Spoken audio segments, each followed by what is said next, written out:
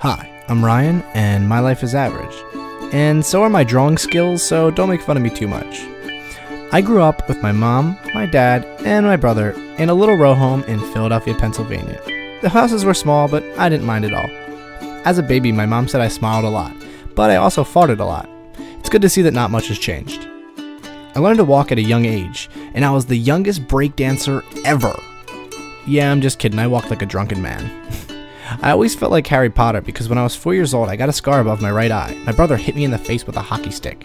I was bleeding everywhere and it was really bad, but then my mom and my dad let me stay up. They let me stay up past 8 o'clock at night. That was pretty badass for a 4-year-old. Growing up, I always wanted to be a professional wrestler. My mom always thought that was funny though because she knew that I couldn't hurt a fly, like literally. It's not my fault that I was born with a small bone structure. When I was 6 years old, I really started getting into sports. I played everything: soccer, hockey, basketball, you name it.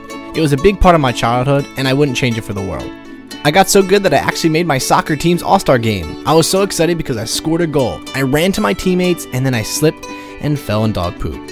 As I hit the age of 10, my neighborhood started getting really bad. I noticed that all of my friends were leaving me, and I was really sad. It was a lonely time. Then, one day I went to get a soft pretzel at the store, and someone tried to literally kidnap me. Luckily, he didn't get me, and I ran home pretty much like Forrest Gump did. I got away like a boss. My parents knew that things were getting bad, so they moved me and my brother to a small town in South Jersey. We actually got a nice house. It was really big, it had a huge backyard. Things were pretty awesome, not gonna lie. Moving into a new area was weird though, because I was the new kid. Luckily for me, I was pretty funny, and my jokes about cheese really landed. They made me some good friends that are still my best friends to this day. After a while, I kinda got accustomed to my mom being sick. I always made sure that I was there for her. I'd give her flowers and do anything I can to make her happy. I really tried my best. Once I hit 9th grade, I realized that puberty probably had forgotten about me. All my friends were like 6 foot tall and had beards. They looked like Gandalf, and I was like this 5'1" nothing. It sucked. Because I was only 5'1", I stopped playing sports. I became really self-conscious about my size and felt like everybody would just feel bad for me. I didn't like that one bit. It really hurt me. Luckily, when I hit 16, I finally started to grow. But sadly, that wasn't the only thing that was about to change in my life. My mom, who had been battling breast cancer for 5 years, suffered a really bad setback. I knew it was bad because my grandpa picked me up from school one day. He told me that things were not going too well and that my mom was in the hospital. I remember being so scared at that point. It was terrible. The doctors were optimistic though and said that my mom would come home the next day. So, just like any other 16-year-old would, I stayed home sick. I wasn't sick, but I just wanted to see my mom and let her know that I really missed her when she got back home. Sadly, my mom would never get the chance to come back home. She had a big setback and actually wound up passing away shortly after on April 2nd. It was a really tough time for me. I had a lot of growing up to do in a really short amount of time. I had a really tough time dealing with the death of my mom, but the only good thing was that I had a lot of awesome friends around me. They really helped support me. It meant the world to me. My friends continued to come over all the time.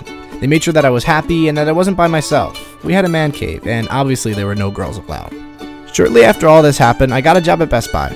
I was kind of the guy that had no idea what he was talking about, but I made the most of it and tried my best anyway. I didn't know what to do in life until I found YouTube. That's where I found my passion in video.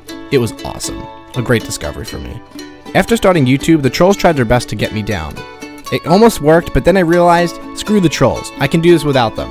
Go back under your bridge, troll. Nobody wants you here anyway. I feel like I've come a long way in the past couple years. My life was always a little hectic, but I made the most of it. I have a great outlook on life now, and I really am proud of the person that I am today. One of the things I like the most about myself is that I'm still a kid at heart. I'm like 9 years old. I spend a lot of my time playing N64 and plotting how I want my future treehouse to look. Luckily, I'm not an architect, as you can see.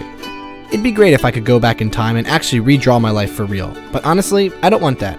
I'm excited about the life I've lived, and I'm excited for the future. A future with all of you.